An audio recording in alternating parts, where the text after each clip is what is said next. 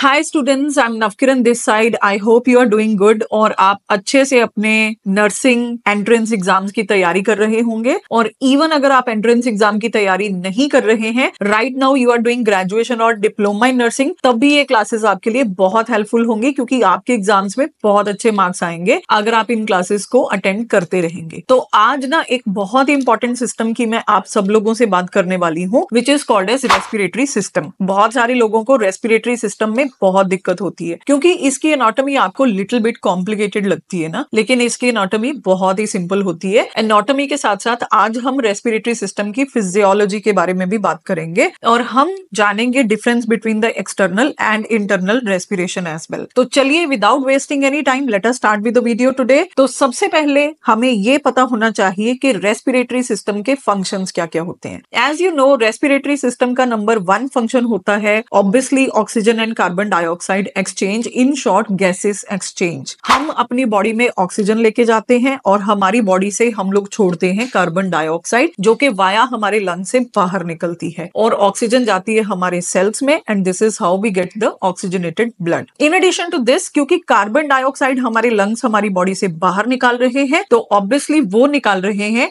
Acid, क्योंकि carbon dioxide gas is acidic in nature. अगर ये आपकी बॉडी में अकोमुलेट होती है तो आप सीधा सीधा लैंड करते हैं इनटू द रेस्पिरेटरी एसिडोसिस। इस चीज को हमारे लंग्स प्रिवेंट करते हैं। इन एडिशन टू दिस, अगर आप ध्यान से अपनी सांस लेते हुए हाथ आगे रखेंगे तो यू विल फील कि आपकी सांस वार्म होती है। दैट मीन्स आपकी बॉडी हीट का जो बैलेंस है वो भी लंग्स मेंटेन करते हैं, क्योंकि ये गर्म सांस को आपकी बॉडी में से निकाल के आपको ठंडक देते हैं। इसके साथ साथ अगर आप यही सांस किसी मिरर के अगेंस्ट लेंगे तो आपको पता चलेगा कि आपकी बॉडी आपके रेस्पिरेशंस के थ्रू वाटर भी लूज कर रही है। तो इसका मतलब आपके जो लंग्स हैं वो वाटर बैलेंस को भी मेंटेन करने में हेल्पफुल होते हैं। जो लंग्स के थ्रू वाटर लूज होता है, इनिशियली उसको इनसेंसिबल वाटर लूज भी जो है वो बोलते थे। तो इनसेंसिबल वाटर लॉस जो होता है वो बेसिकली 500 ml के करीब होता है फ्रॉम योर लंग्स। ओके, तो ये सारी चीजें हैं, और इसके साथ साथ हमारी स्पीच है वो भी हमारे रेस्पिरेटरी सिस्टम का ही पार्ट है, और जो हम स्मेल लेते हैं चीजों की, that is also a part of our respiratory system. तो ये सारे प्राइमरी और सेकेंडरी फंक्शंस हैं ऑफ योर रेस्पिरेटरी सिस्टम। तो चलिए समझते हैं कि रेस्पिरेटरी सिस्टम के स्ट्रक्चर्स क्या क्या होते हैं। देखिए, रेस्पिरेटरी सिस्टम को हम मोटे मोटे तौर पे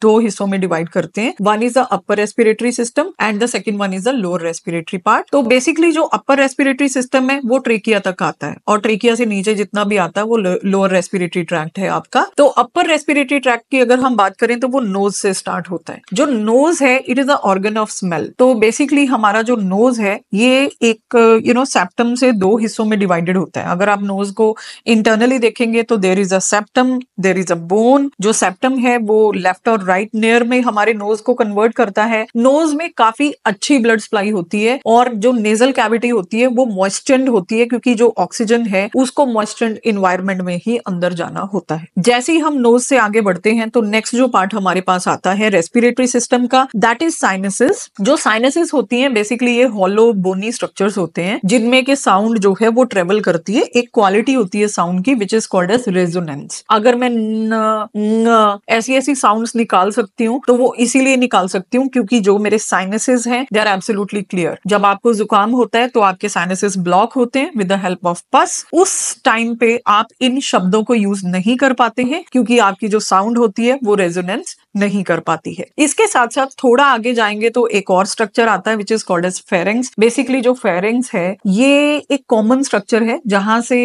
आप का डाइजेस्टिव सिस्टम और आपका रेस्पिरेटरी सिस्टम टेक्निकली स्टार्ट होता है। तो फेरेंक्स जो है इसको हम 3 हिस्सों में डिवाइड करते हैं। ये एक तो इसका पार्ट होता है ओरोफेरेंक्स, एक इसका पार्ट होता है नेजोफेरेंक्स, और तीसरा जो इसका पार्ट होता है दैट इज लेरेंजोफेरेंक्स। और फेरेंक्स जो है एक तरह का पैसेज वे है जहां से एयर जा रही है इनटू द रेस्पिरेटरी सिस्टम और फूड जा रहा है इनटू द जीआई सिस्टम। अब फेरेंक्स के बिल्कुल नीचे हमारे पास लेरेंक्स होता है। लेरेंक्स को हम लोग वॉइस बॉक्स भी बोल देते हैं, और ये एक बहुत इंपॉर्टेंट पार्ट है आपके रेस्पिरेटरी सिस्टम का, क्योंकि यहीं से ही हमारी स्पीच बनती है। और because this is in the way of your airway, so इसमें कभी भी कोई दिक्कत होती है तो एयरवे ब्लॉक हो सकता है। That's why it's a very important part of your respiratory system. अब जो हमारा लेरिंग्स है, इसमें वोकल कॉर्ड्स होती हैं, दो तरह की वोकल कॉर्ड्स होती हैं, एक होती है ट्रू कॉर्ड्स, एक होती है फॉल्स कॉर्ड्स। तो जो ट्रू कॉर्ड्स होती है उनके बीच वाला जो एरिया होता है उसको हम लोग बोलते हैं ग्लॉटिस। अब ये जो ग्लॉटिस है, this is a very important part for the coughing. जो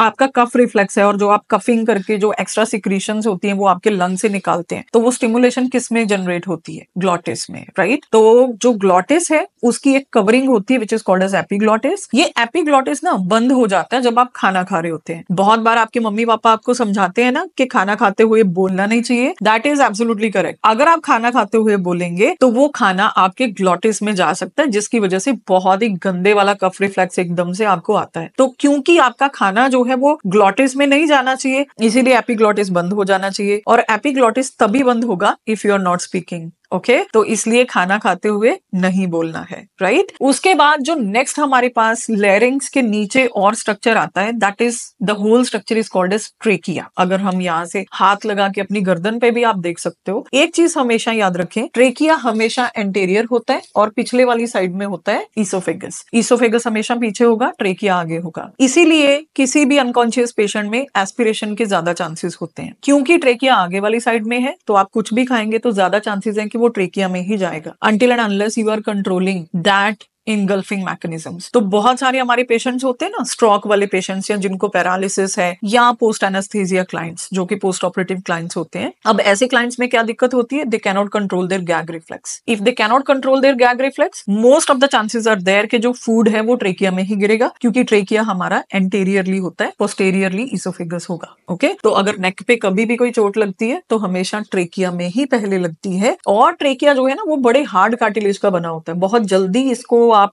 काट नहीं सकते हैं, लेकिन कभी कभी कोई इतनी शार्प इंजरी हो सकती है कि उससे ट्रेकिया भी कट हो सकता है। वैसे ट्रेकिया में रिंग्स होती हैं जो कि 16, 17 से लेके 22 तक, 24 तक भी हो सकती है, डिपेंडिंग अपॉन आपकी गर्दन कितनी लंबी है। तो ये वेरी करता है with the race, ethnicity and all. अब ऐसा है कि ट्रेकिया में भी सीलिया होते हैं। सीलिया एक kind of finger like projections होती हैं जो कि म्यूकस को प्रोपेल करती हैं from the lower respiratory system to the upper respiratory system. फिर वो म्यूकस स्पूटम की फॉर्म में आप एक्सपेक्टोरेट कर सकते हो। तो ये सारा काम यहीं से स्टार्ट हो जाता है, ट्रेकिया से। अब ट्रेकिया जो है एक पॉइंट पे जाके ऑलमोस्ट जहां पे लोअर रेस्पिरेटरी सिस्टम स्टार्ट होता है, तो वहां पे जाके ट्रेकिया दो हिस्सों में डिवाइड होता है, the left bronchi and the right bronchi. तो बेसिकली जिस पॉइंट पे जाके ट्रेकिया ब्रोंकाई में कन्वर्ट होता है उस पॉइंट को हम लोग बोलते हैं carina, CARINA, carina. Carina is a point where your trachea will be divided into right and left main bronchus. तो बेसिकली हमारा जो राइट ब्रोंकाई होता है ना वो ज्यादा लंबा होता है, वर्टिकल होता है और स्ट्रेट होता है as compare to the left bronchi. और जो लेफ्ट ब्रोंकाई है वो थोड़ा चौड़ा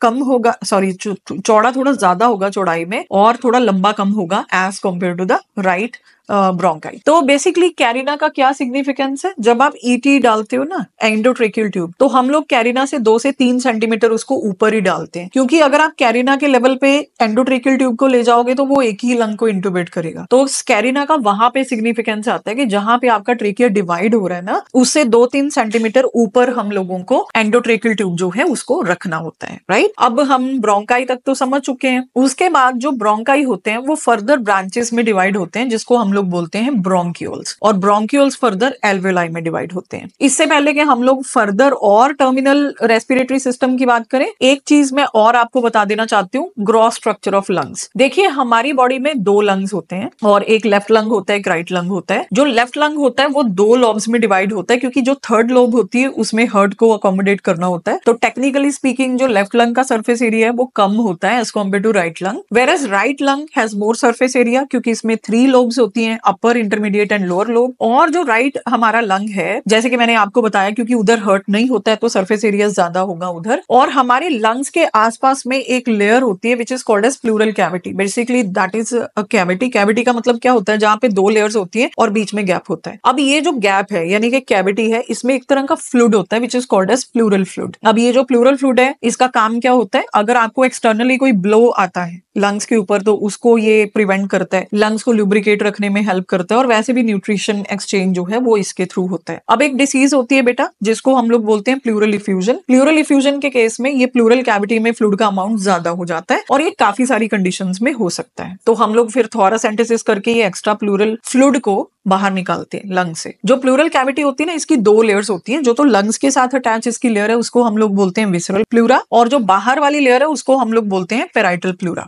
तो इन दोनों के बीच में प्लूरल फ्लूइड जो है वो रहता है। अब वापिस आ जाइए लंग्स के अंदर, हम लोग टर्मिनल एयरवेज की बात करने वाले हैं। ब्रोंकाई डिवाइड हुए ब्रोंक्यूल्स में, और ब्रोंक्यूल्स फर्दर डिवाइड हुए एल्वेलाई में। अब जो एल्वेलाई होता है ना, ये एक ग्रेप लाइक स्ट्रक्चर्स होते हैं, जैसे अंगूर लगे होते हैं बिल्कुल वैसे ही स्ट्रक्चर्स होते हैं एल्वेलाई, लेकिन ये हॉलो स्ट्रक्चर है अंदर से। तो अगर आप डायग्राम देख रहे हो ध्यान से इसकी तरफ देखना, जो एल्वेलाई होते हैं अगर आप उसका डाइसेक्शनल व्यू देखते हो ना, तो अंदर से हॉलो स्ट्रक्चर है, बट इनकी जो लेयर्स होती है ना एल्वेलाई की, वो बहुत ही थिन होती है। लेयर थिन होने का रीजन ये होता है क्योंकि यहाँ से गैसेज एक्सचेंज होना है, तो हाईली परमिएबल मेम्ब्रेन होनी चाहिए। अब एक बहुत इंपॉर्टेंट चीज मैं आपको बताती हूँ, जो एल्वेलाई होते हैं ना उनकी इनर लेयर में एक कोटिंग होती है, उस कोटिंग को हम लोग बोलते हैं सरफेक्टेंट। यही रीजन होता है कि आपके एल्वेलाई कभी कोलैप्स क्यों होते। अगर आपके एल्वेलाई में से 2 रीजन है कि आपके एल्वेलाई कोलैप्स क्यों नहीं होते। नंबर 1 एक तो सरफेक्टेंट है, स्विंगोमाइलिन एंड लेसिथिन, 2 सरफेक्टेंट होते हैं हमारे एल्वेलाई में जो कि रिपेल करते हैं एल्वेलाई की दोनों लेयर्स को, and they can never collapse until and unless there is some extreme situation. Second reason ये भी होता है कि जो जितनी भी एयर होती है ना आपके एल्वेलाई में, वो पूरी की पूरी बाहर नहीं निकालते हैं आपके लंग्स। कुछ रिजर्व वॉल्यूम आपके लंग्स हमेशा एल्वेलाई में रखते हैं। Even after the maximum expiration आपके लंग्स में कुछ रिजर्व वॉल्यूम रहता है जो कि आपके एल्वेलाई को कोलैप्स नहीं होने देता, राइट। तो ये 2 रीजन होते हैं कि आपके एल्वेलाई कोलैप्स क्यों नहीं होंगे। ओके, तो ये हो गया एल्वेलाई के बारे में। और आप कमेंट सेक्शन में जल्दी से लिखिए, जब एल्वेलाई कोलैप्स होते हैं तो उस डिसीज को क्या बोलते हैं, राइट। तो उस डिसीज का नाम आप जल्दी से कमेंट सेक्शन में लिखिए। अगर आप लेक्चर अटेंटिव से सुन रहे हैं तो आपको याद आ जाएगा। अब ये तो हो गया पूरे का पूरा एनाटॉमी ऑफ द लंग्स, है ना। अब थोड़ी सी फिजियोलॉजी की बात करते हैं। देखिए, आप जब भी ब्रीद इन करते हैं तो आप एयर को अंदर लेके जाते हैं, जब भी आप ब्रीद आउट करते हैं तो एयर को बाहर निकालते हैं। अब इस चीज को करने के लिए ना हमारे लंग्स में कुछ मैकेनिज्म्स होते हैं मसल्स की फॉर्म में। हमारी जो लंग्स की मसल्स हैं, है ना, वो क्या करती है, लंग्स को एक्सपैंड और कॉन्ट्रैक्ट करने में हेल्प करती हैं। और लंग्स के बिल्कुल नीचे एक डोम शेप्ड स्ट्रक्चर होता है which is called as diaphragm. ये जो डायाफ्राम होता है, टेक्निकली स्पीकिंग, ये एंटेरियरली टू पोस्टेरियरली हमारे लंग्स के पूरे सरफेस को नीचे यूं कवर करता है, ठीक है। और if this is a diaphragm, इसके ऊपर वाले एरिया में लंग्स है और इसके नीचे वाले एरिया में एब्डोमिनल कैविटी है। तो थोरेसिक कैविटी को एब्डोमिनल कैविटी से जो डिवाइड कर रहा है वो डायाफ्राम है। लेकिन डायाफ्राम अपने आप में एक मसल है। डायाफ्राम जो होता है वो मूव करते रहता है टू इंक्रीज और decrease the surface area of the lungs. अब आपको थोड़ी सी फिजिक्स समझनी पड़ेगी। आपको ये तो पता है कि जो प्रेशर होता है it is inversely proportional to the surface area. जितना कम सरफेस एरिया उतना हाई प्रेशर, जितना ज्यादा सरफेस एरिया उतना कम प्रेशर। अब आप ये देखिए, आप इमेजिन कीजिए कि कुछ भी एटमॉस्फेरिक एयर प्रेशर है और उस एयर को आपको लंग्स में लेके जाना है, राइट। अगर आपको जो एटमॉस्फेरिक एयर है उसको लंग्स के अंदर लेके जाना है तो आपको लंग्स का सरफेस एरिया इंक्रीज करना पड़ेगा, क्योंकि जो एयर होती है वो हाई प्रेशर से लो प्रेशर में मूव करती है। अगर आपके लंग्स बड़े हो जाएंगे तो ही एटमॉस्फेरिक एयर आपके लंग्स में एंटर करेगी, क्योंकि जब आपके लंग्स का सरफेस एरिया इंक्रीज होगा तो इंटरनल प्रेशर डिक्रीज होगा। और एयर को कहां से कहां मूव करना है, हाई प्रेशर से लो प्रेशर में। तो जब हम इंस्पिरेशन करने लगते हैं तो हमारा डायाफ्राम नीचे की तरफ हो जाएगा और हमारे लंग्स की जो मसल्स हैं वो एक्सपैंड कर देंगी लंग्स को। तो एंटेरियो पोस्टेरियरली और लेटरली मेरे लंग्स का सरफेस एरिया इंक्रीज होगा, जिससे मेरे लंग्स का इंटरनल प्रेशर डिक्रीज होगा। और क्योंकि as compared to my lungs, external air pressure is more, so the air will travel from more pressure to less pressure. Okay? तो air जो है वो बाहर से मेरे लंग्स के अंदर आएगी, राइट। तो जैसे ही एयर मेरे टर्मिनल एयरवेज तक जाती है, वहां से ऑक्सीजन मेरा ब्लड पिक करता है, कार्बन डाइऑक्साइड एल्वेलाई में दे दिया, और इसको हम लोग बोलते हैं एक्सटर्नल रेस्पिरेशन, जो कि एल्वेलाई के लेवल पे हो रही है। और जैसे ही उस कार्बन डाइऑक्साइड ने बाहर निकलना है तो हमारे लंग्स क्या करेंगे, हमारी मसल्स हमारे लंग्स को कॉन्ट्रैक्ट करना शुरू कर देगी, एंटेरियो पोस्टेरियरली भी और लेटरली भी। ऊपर से जो हमारा डायाफ्राम है वो भी सिकुड़ के ऊपर की तरफ हो जाएगा। यूं भी सरफेस एरिया डिक्रीज हो गया, यूं भी सरफेस एरिया डिक्रीज हो गया, और यूं भी सरफेस एरिया डिक्रीज। कहने का मतलब मेरे लंग्स का सरफेस एरिया डिक्रीज हो गया। जैसे ही मेरे लंग्स का सरफेस एरिया डिक्रीज हुआ तो internal pressure of the lungs increase हुआ। और क्योंकि मेरे लंग्स का internal pressure now is more than the atmospheric air and air moves from high pressure to low pressure. तो जैसे ही मैं अपने लंग्स का सरफेस एरिया डिक्रीज करूंगी तो जो कार्बन डाइऑक्साइड है वो निकल के एटमॉस्फेयर में चली जाएगी। This is how the air exchange occurs. और ये कौन कर रहा है? आपके लंग्स की मसल्स कर रही हैं। यहाँ पे एक चीज बताना चाहती हूँ, बहुत जरूरी है, आप कभी भी एज अ नर्स किसी पेशेंट का असेसमेंट कर रहे हैं, आपका पेशेंट नॉर्मली ब्रीथ कर रहा है, ठीक है, लेकिन अगर आपका पेशेंट एक्सेसरी मसल्स यूज कर रहा है, वो आपको कैसे पता चलेगा? रिब्स जो है ना वो आप काउंट कर सकते हैं, क्योंकि योर पेशेंट विल सक इन द एयर। वो पूरा एफर्ट लगा के ब्रीदिंग कर रहा है, आपको दिख जाएगा, नेजल फ्लेयरिंग भी हो रही है और एफर्ट लगा के ब्रीथ कर रहा है, तो रिट्रैक्शंस वगैरह दिख सकती हैं। आप रिब्स को एक्चुअली काउंट कर सकते हो, आपको पता चलेगा कि आपका पेशेंट जो है वो एक्सेसरी मसल्स को यूज कर रहा है। अगर एक नॉर्मल क्लाइंट जो कि एथलीट नहीं है वो एक्सेसरी मसल्स यूज कर रहे हैं, this is bad.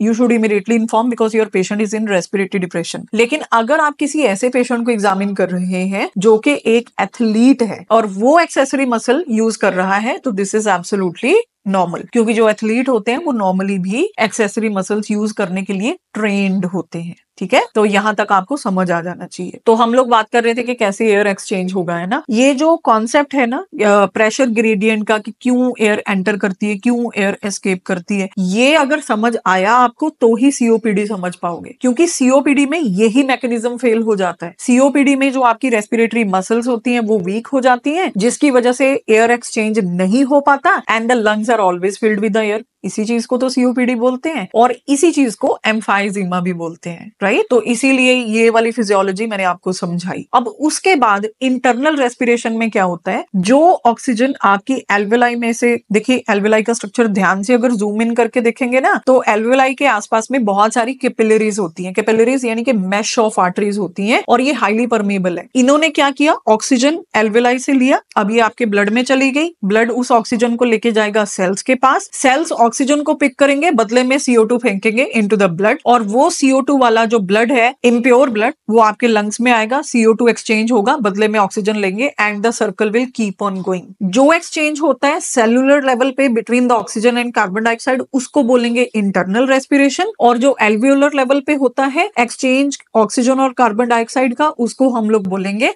External respiration. Okay, तो अभी आज हमने सीखा ना किस तरह से लंग्स का स्ट्रक्चर होता है, trachea, bronchi, alveoli, internal respiration, external respiration, the gas exchange, उसका मैकेनिज्म। ऐसी ही यूजफुल वीडियोस आगे भी देखनी है ना, और एनाटॉमीज क्लियर करनी है ना। फिजियोलॉजीज भी तो तभी क्लियर होंगी अगर एनाटॉमी क्लियर है। तो ऐसी वीडियो देखने के लिए YouTube channel Navkiran nursing classes को आज ही सब्सक्राइब करो और ये वीडियो अपने क्लासमेट्स के साथ शेयर कर देना, उनका भी भला हो जाएगा। Thank you so much. मिलती हूं ऐसी ही नेक्स्ट यूजफुल वीडियो में। Till then take care, bye bye.